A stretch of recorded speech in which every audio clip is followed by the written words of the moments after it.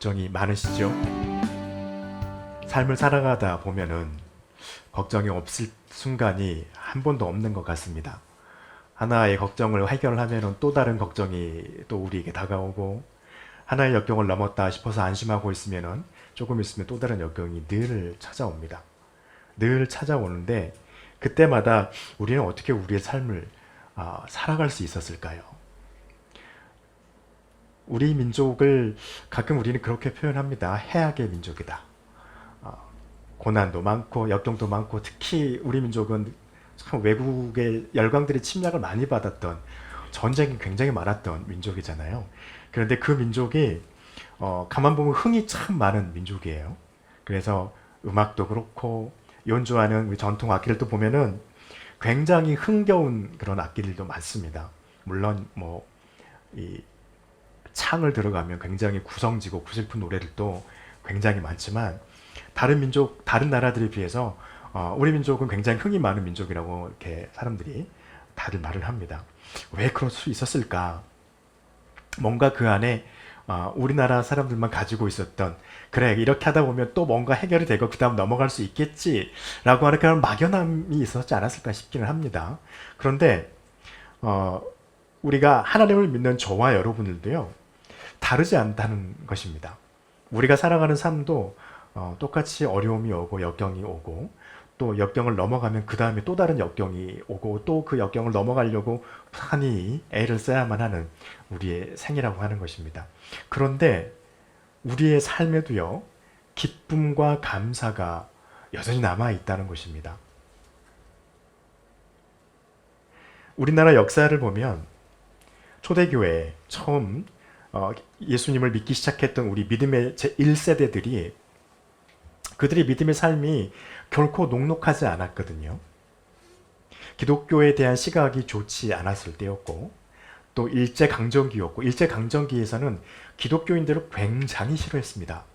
그래서 기독교인들이라고 하면 가다가도 일부러 때리고 가고, 일부러 구박하고, 또 일부러 사람들을 못 살게 굴었던 적도 굉장히 많았고, 지난번에 우리 제자훈련 하면서도 우리 제자훈련한 집사님들 가정과 같이 그런 이야기도 했지만, 독립문을 작성했던 그 많은 사람들 중에 80명, 90명, 거의 100명에 가까운 사람들이 기독교인이었을 뿐더러, 역사에 나와 있는 수많은 그런 우리 민족의 결의를 펼쳐냈던 분들도 대부분이 다 기독교인들입니다. 그런데 그러한 삶을 살아갔던 사람들이 오히려 그 어려운 상황 속에서 기쁨을 잃지 않고 감사함을 잃지 않았다는 것입니다.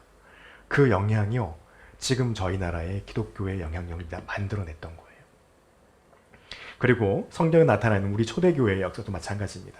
로마의 콜로세움의 원형 경기장에서 검투사들의 창과 칼에 찔리고 찢기고 죽여갈 때, 그리고 그 굶주린 맹수들에 의해서 사람들이 이렇게 잡혀먹고 찢겨 죽이는 것을 즐기면서 보았던 그 로마인들의 그 구경거리가 됐던 기독교인들이 했던 것이 공통적인 특징이 있습니다. 하나님을 찬양하고 감사했다는 거예요. 그 절체절명의 순간에 이제 곧 자기는 죽을 것인데 하나님을 찬양했다는 것입니다. 어떻게 가능했을까요? 요엘에 있는 이 말씀요, 지금 로마의 이스라엘이 멸망당하고 하나님을 예비했던 하나님의 성전이 헐어져 버렸던, 결코 하나님 앞에 기뻐할 수 없을 때였고, 결코 하나님 앞에 감사를 요만큼도 할 수 없었던 그때에 하나님께서 요엘 선지자에게 말씀하시는 거예요. 땅이여 두려워하지 말고 기뻐하고 즐거워하라. 엄청난 말씀을 하고 계십니다. 왜일까요? 왜 기뻐하고 왜 감사할 수 있을까요? 저와 여러분의 삶은 끊임없이. 왜냐하면 하나님께서 큰 일을 행하실 것이기 때문입니다. 할렐루야. 믿으십니까? 믿으셔야만 합니다. 하나님께서 믿는 사람들의 삶 가운데 큰 일을 행하실 것이기 때문입니다. 먼저 하나님께서 행하시는 큰 일을 행하는 사람들은요, 그냥 아무나 다, 누구에게나 다 하나님께서 큰 일을 행해 주시는 건 아니에요. 어떤 사람이냐면요, 회개하는 사람입니다. 회개하는 사람에게 하나님께서 큰 일을 행하십니다. 그리고 지금 준비하고 계시는 거예요. 하나님 앞에 무릎 꿇을 줄 아는 사람, 하나님의 말씀 앞에 귀 기울일 줄 아는 사람은 하나님의 일을 받을 준비가 되어 있는 사람입니다. 그 하나님은 지금 그것을 행하시고 계시고 다음에 하실 일들을 위해서 준비하고 계신다는 것입니다. 여기서 중요한 것은요, 우리가 회개를 한다고 해서 그 회개가 다 성립되는 것은 아니라는 것입니다. 하나님께서 반드시 받아주셔야만 해요. 허락해 주신 회개여야만 한다는 것입니다. 저와 여러분은 알고 있습니다. 우리가 하나님께 받을 수 있는 회개의 첫 번째 조건은요, 예수 그리스도의 이름으로 회개하는 것입니다. 예수 그리스도를 믿고 그 이름으로 회개하면 하나님께서 2000년 전에 돌아가신 예수 그리스도의 십자가의 보혈을 우리에게 주셔서 우리를 정결하게 하시겠다 말씀하셨기 때문입니다. 그리고 그렇게 하게 되면은요, 하나님께서 저와 여러분을 만나 주십니다. 여러분, 회개할 사람에게 하나님께서 그 회개할 사람의 회개를 받아주신다고 하는 것은 요엘 2장 14절에 보시면 주님께서 말씀하세요. 주께서 혹시 마음과 뜻을 돌이키시고 그 뒤에 복을 내리사 너희 하나님 여호와께 소제와 전제를 드리게 하지 아니하실지 누가 아느냐. 여러분, 제사를 받으신다는 건 무엇입니까? 그가 하나님 앞에 정결함을 입었다는 거예요. 제사를 드린다는 건 무엇입니까? 회개했다는 것은 무엇입니까? 하나님을 예배하고 있다는 거예요. 이 사람이 하고 싶어서 하나요? 어떻게 말합니까?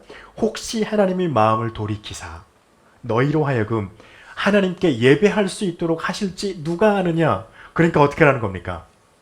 돌아오라는 거예요. 회개하라는 거예요. 그러면요, 하나님은 저와 여러분을 만나 주십니다. 신명기에서 모세는 말씀해요. 4장 29절에서 그러나 내가 거기서 내 하나님 여호와를 찾게 되리니 만일 마음을 다하고 뜻을 다하여 그를 찾으면 만나리라. 여러분, 사도 바울이 신약에서 예수님께서 말씀하신 신약의 말씀이 아니고 이미 하나님께서 구약에서 말씀하신 말씀이세요. 어떻게 해요? 마음을 다하고 뜻을 다해서 하나님을 찾으면 하나님께서 여러분을 만나 주십니다. 저와 여러분을 만나 주십니다. 약속이에요. 그럼 우리는 뭘만 하면 되는 겁니까? 찾으면 돼요. 여러분, 이것이요, 하나님께서 우리의 역경 속에 주시는 하나님의 위로입니다. 어떻게 위로하신 건가요? 지금 당장은 너희의 삶이 굉장히 힘들고 어렵지만 괜찮다. 그 삶의 역경과 그 삶의 어려움을 내가 격파하게 해줄게. 하나님께서 준비하신다는 거예요. 그래서 이사야를 통해서 하나님이 뭐라고 말씀하셨나요? 너희의 하나님이 이르시되 너희는 위로하라. 내 백성을 위로하라. 왜요? 하나님이 하실 거니까요. 이보다 더 큰 위로가 어디 있습니까? 하나님께서는요, 이 일을 저와 여러분에게 행하시고 또 행하실 준비를 하고 계십니다. 그래서 저와 여러분은 우리의 삶 속에서 기쁨과 감사가 끊이지 않을 수 있습니다. 그런 삶이 되시길 간절히 축복합니다. 또 어떤 게 있을까요? 하나님께서 우리에게 필요한 것들을 채워주신다는 것입니다. 23절 말씀에 시온의 자녀들아 너희는 너희 하나님 여호와로 말미암아 기뻐하며 즐거워할지어다 라고 말씀하시죠. 24절에 보니까 그렇게 말해요. 마당에 밀이 가득하고 독에 포도주와 기름이, 그것도 어떤 포도주와 기름입니까? 새 포도주와 새 기름이 넘치리라.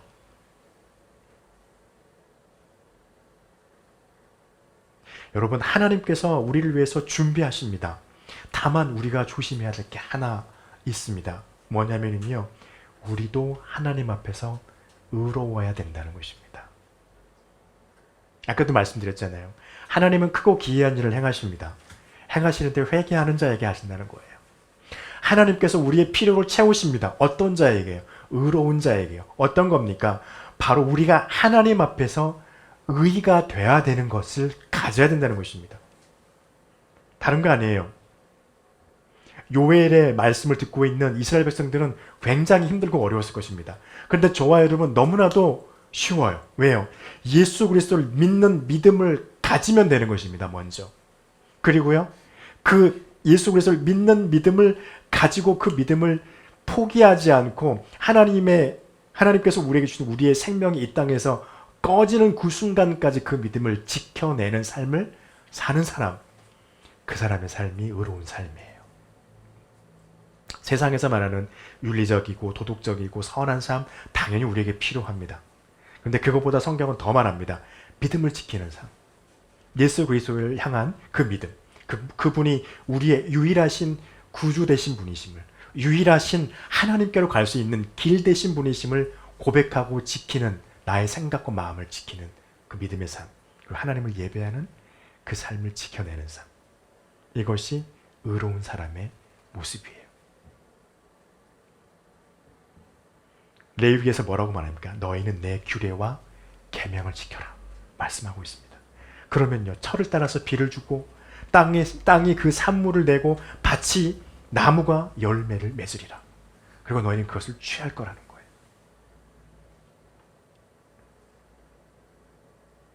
사도 바울은 이렇게 말합니다.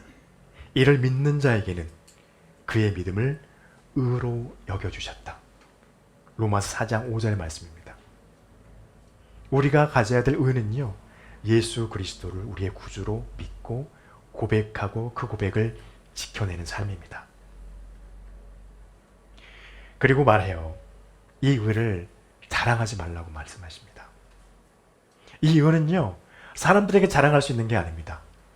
누구에게만 인정받는 의가 되는 거냐면요, 하나님께만 인정받을 수 있는 의가 돼야 합니다. 예수님께서 바리새인들을 지적하시면서 책망하셨던 것은 무엇인가요? 외식이었습니다. 기도할 때도 다 티를 내고 기도를 하는 거죠. 일부러 씻지 않고, 일부러 머리도 감지 않고, 일부러 이 허름한 옷을 입고, 일부러 큰 길가에서 소리내서 주여라고 기도하면 척 한다고 했습니다. 그래서 주님이 뭐라고 하셨습니까? 저들은 그들의 상급을 이미 받았다는 거예요.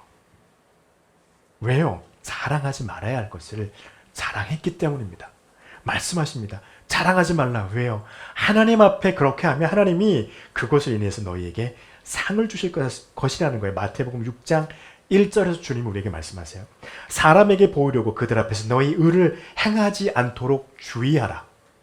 그렇지 아니하면 하늘에 계신 너희 아버지께 상을 받지 못하느니라.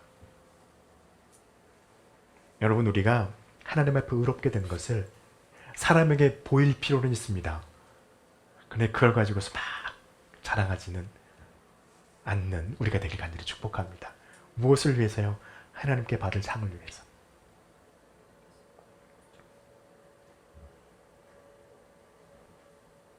또 한 가지가 있습니다. 하나님께서 우리에게 필요한 것을 우리에게 주시면요, 우리가 반드시 주님 앞에 해야 될 것이 있습니다. 하나님께 드려야 할 것을 드려야만 합니다. 가장 먼저 드려야 할 것은 무엇인가요? 주를 예배하는 것입니다. 주를 찬양하는 것입니다. 또 한 가지 드려야 하는 게 무엇인가요? 하나님이 우리에게 주신 소유 중에 하나님의 것을 하나님께 반드시 드리라. 주님 말씀하십니다. 그래서 우리가 잘 아는 말씀, 아모스 3장 10절의 말씀이시죠. 만군의 여호와가 이르노라. 너희의 온전한 11조를 창고에 들여서 나의 집에 양식이 있게 하고 그것으로 나를 시험하여 내가 하늘문을 열고 너희에게 복을 쌓을 곳이 없도록 붙지 아니하라 보라. 하나님께서 하나님을 시험할 수 있는 거리를 저에게 주셨습니다. 단 한 가지 주셨어요. 시험해봐. 허락하신 겁니다. 이것이에요.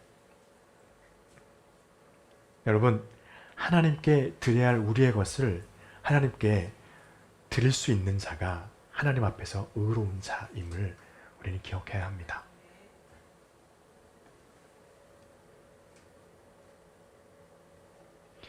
그러면 그 사람의 삶 속에는 기쁨과 감사가 끊이지 않을 것입니다. 마지막으로 볼까요? 왜 우리의 삶 가운데서, 믿음의 사람들의 삶 가운데서 기쁨과 감사가 끊이지 않을까요?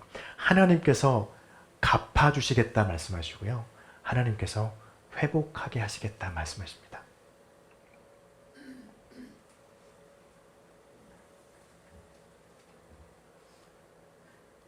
(25절) 말씀에 보면요, 내가 전에 너희에게 보낸 큰 군대 곧 메뚜기와 느치와 황충과 파충이가 먹은 횟수대로 어떻게 해요? 너희에게 갚아주리라.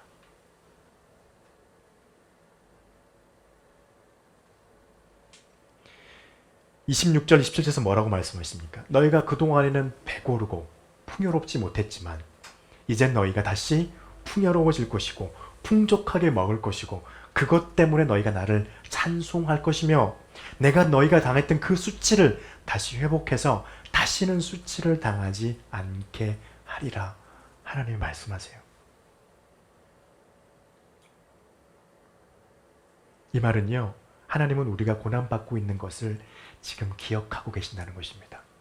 다른 말로는요, 오늘 말씀 있는 25절 말씀대로 한다면요, 하나님이 우리가 받고 있는 이 고난을 그냥 거저 넘어가지 않으시겠다는 거예요. 갚으시겠다는 거예요. 그것도 어떻게 해요? 갑절로. 여러분, 고난 가운데 힘듭니다. 그 고난을 버텨내는 게 어렵습니다. 그런데 저와 여러분은 하나님 앞에서 기도하면서 그 고난을 버티고 받아내기를 축복합니다. 왜냐하면 때가 되면은요, 갚으실 거니까요. 그리고 우리가 필요한 모든 것들을 하나님께서 채우시겠다 말씀하십니다. 이것은 이 땅에서 우리가 살아가면서 필요한 것들을 채우시고 회복하시겠다는 말씀일 뿐만 아니라 하나님께서 우리에게 주실 상급도 우리에게 말씀하고 계신 것입니다. 그래서 우리는요, 하나님을 찬양할 수 있도록 하나님이 만들어요. 우리가 만드는 게 아니에요. 하나님이 우리로 하여금 찬양할 수 있도록 만들어요. 그래서 가끔씩 그런 이야기를 하신 분들이 있습니다. 너무 신기합니다. 왜요? 내 삶은 지금 너무 힘들고 고단한데 내 입에서는 찬양이 나오는데 왜 이럴까? 난 혹시 정신이 이상한 거 아닐까요? 이렇게 고백하신 분들이 있어요. 왜 그럴까요? 정신이 이상해서가 아닙니다. 뭔가 이상해서가 아닙니다. 하나님이 그 입술을 통해서 고백하게 하시는 거예요. 그리고 회복하게 하실 거니까요.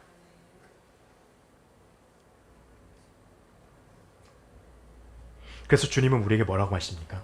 구하라. 그러면 너희에게 주실 것이요. 찾으라. 그러면 너희가 찾을 것이요. 문을 두드리라. 그러면 너희에게 열릴 것이라 말씀하셨습니다. 우리 믿음의 삶이 고난이 많아요. 근데 이 고난을 하나님께서 우리에게 주시는 이유가 있습니다. 오늘 말씀을 통해서 볼 수 있는 것인데요. 두 가지입니다.